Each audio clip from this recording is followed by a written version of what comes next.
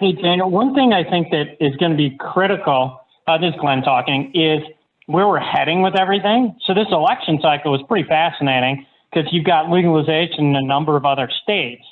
So unfortunately, the Democrats, they don't control everything now, at least not yet. And so getting stuff at the federal level is going to be difficult, but there are going to be some huge regulatory changes coming down, like the Cole memo that was under the Obama administration, that are drastically going to alter how all of us do business in this industry.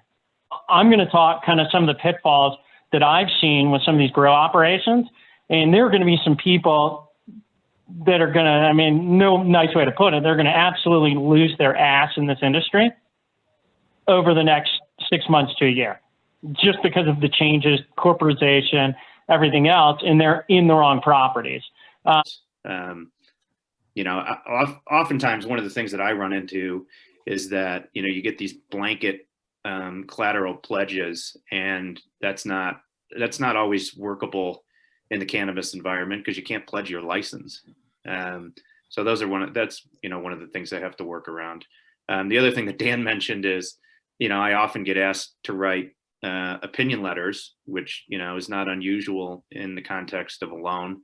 But there's only certain things I can do in that. I mean, I certainly can't say that, you know, everything that that this borrower is doing is legal.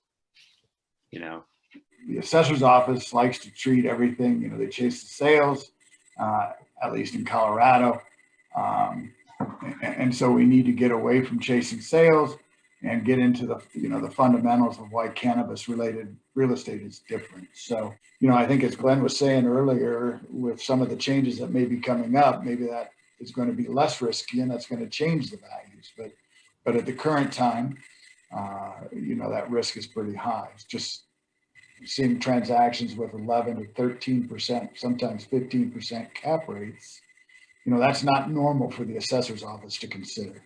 But I'm going to assume that most of the folks that are going to be dialing in have not been to a cannabis closing and experienced the settlement, but they've been to other traditional commercial real estate settlements, and there's there's probably 10 items on a list that we have to deal with. Setting expectations to eliminate unpleasant surprises is exactly what we're trying to help people with. Yes. Right? Yeah. Great. We have, I could tell you a dozen stories of tragedies.